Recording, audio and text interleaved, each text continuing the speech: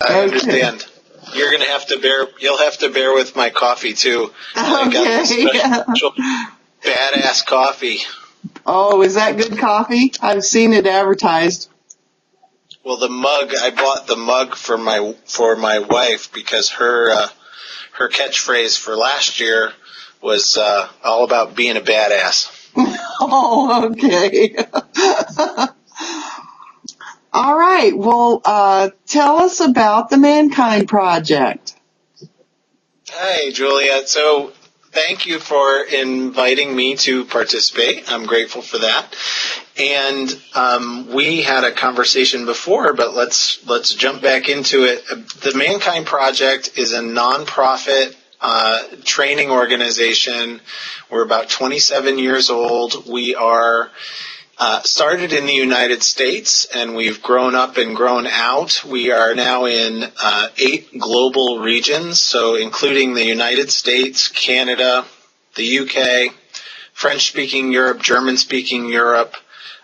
We have groups starting in Italy and Spain as well, in Europe. Wow. And the Netherlands. And then South Africa, New Zealand, and Australia. We have growing communities in Mexico and Costa Rica right now. So we're kind of been growing out all over the place, and we really do 3 things as an organization. So the Mankind Project runs training programs for men, leadership training, emotional intelligence training. We kind of do a rites of passage, hero's journey for men. We support a global network of men's groups. So there are about 750 men's groups in the United States, and close to or maybe more than 1,000 men's groups now globally.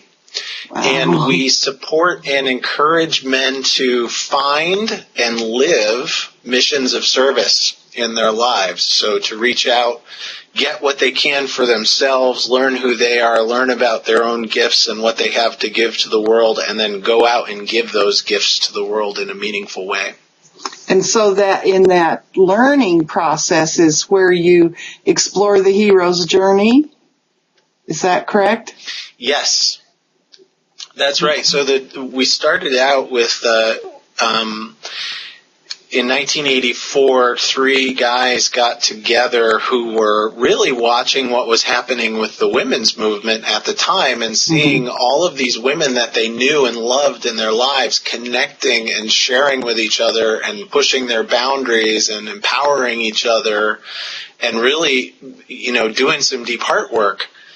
And these 3 men, Bill Kauth and Rich Tosi and Ron Herring, who were all from very different backgrounds, got together and said, we want to create something for men that allows men to connect in this way, have community in this way, and do that heart work that they saw a lot of women doing. So, coming out of the Mad Men generation of men in suits drinking themselves to death, very disconnected from their kids, disconnected from themselves, disconnected from the world.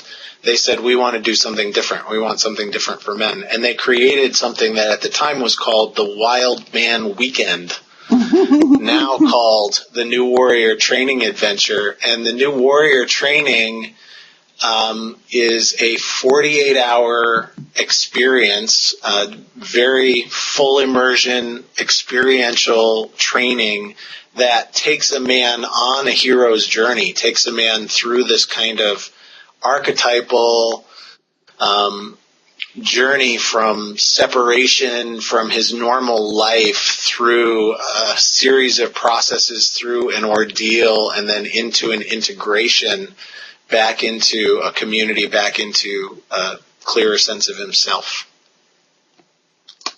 It sounds really interesting. What are some of the things that men have said about the weekend? The guys say all kinds of things. So the way that the process was designed, it's packed. I mean, it's really densely packed weekend. It's 48 hours. And fairly intense process to process to process. So there's individual stuff that men do. There are group processes. There are team processes. Most of it occurs indoors. There's some outdoor stuff as well. It's not like an outdoor adventure kind of, it's not like a wilderness adventure kind of weekend. We leave that to experts who do that kind of stuff.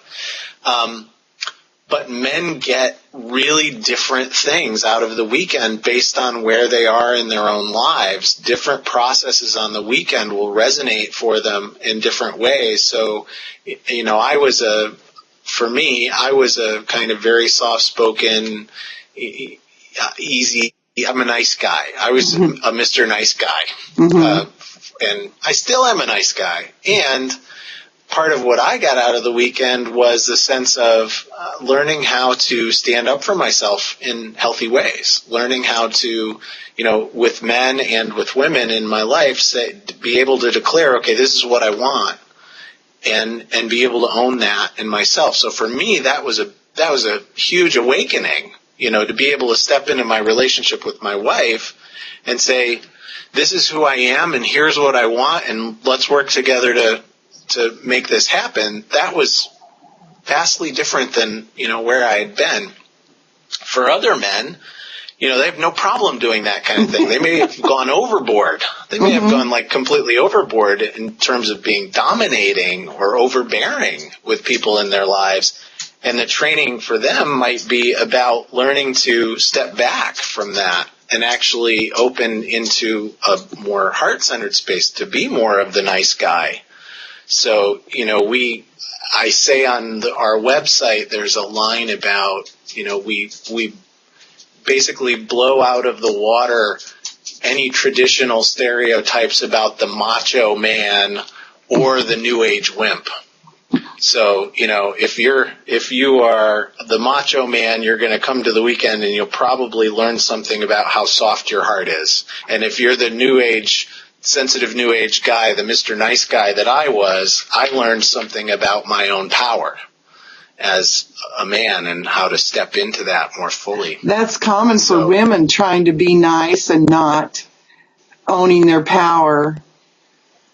So I can see where if you're trying to be a nice person, a good person, a nice person, you lose. Sometimes it puts you in a position where you have to really think about, am I being assertive or am I being aggressive? That's a great distinction. And assertive versus aggressive. Am I in power with, or am I overpowering someone? Yeah. And that's for men, we get messages, a lot of what we do is to kind of combat messages that are out in the culture about what it's okay for a man to be. We have to stay inside the man box. We have to, keep the armor up. We have to not show our emotions. We have to not connect. We have to be competitive with other men. These stereotypes are breaking down in the culture a lot. I mean, the last 30 years have seen a lot of these stereotypes are really on shifting sands now. They're starting to go away. Thank God. But it's about, thank God, yes, I agree. And let's also not throw the baby out with the bathwater. So, some men get turned off by this idea of the new warrior training adventure. Like, we've had too many warriors. There's too much war. It's a reference to violence. It's whatever it is. But when I look at men and women who I regard as setting a standard for compassion, for empathy, for action in the world, you look at Mother Teresa. Mother Teresa was a warrior.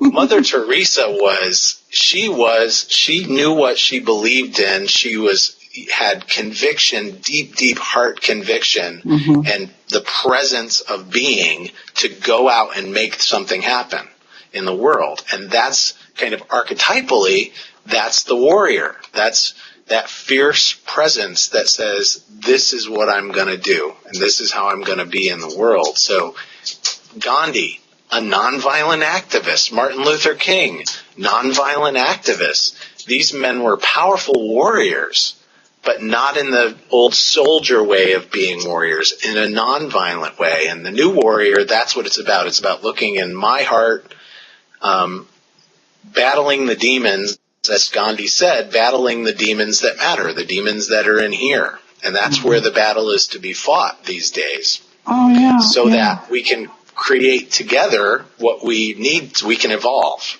You know, men and women working together.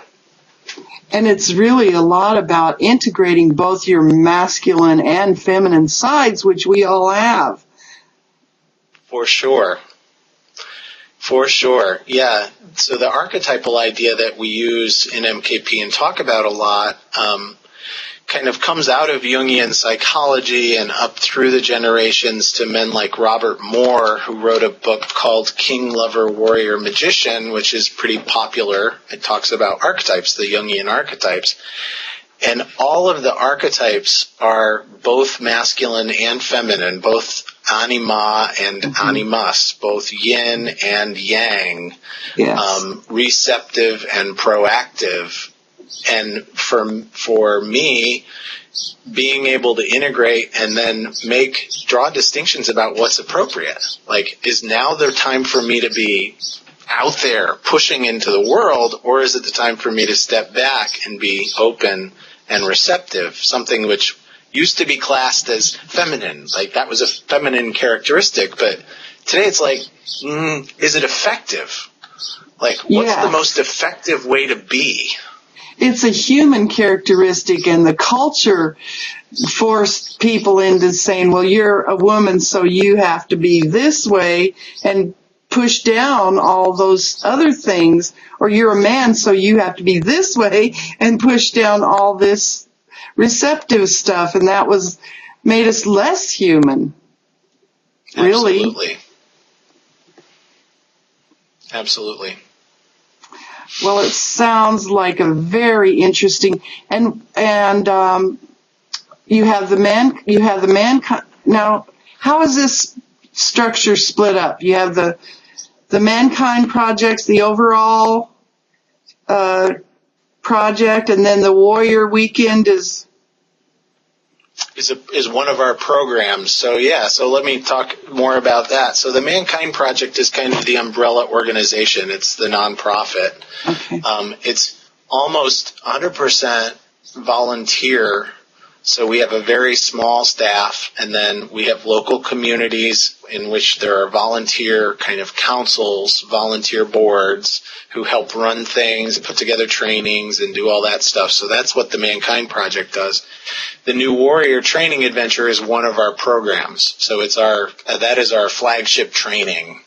And then we also have a series of other leadership trainings and multicultural trainings and personal leadership trainings that a man can engage with, and women as well, can engage with after that initial experience of the New Warrior training. So that's kind of our first thing. We do training programs for men. Our second thing is we support a global network of men's groups.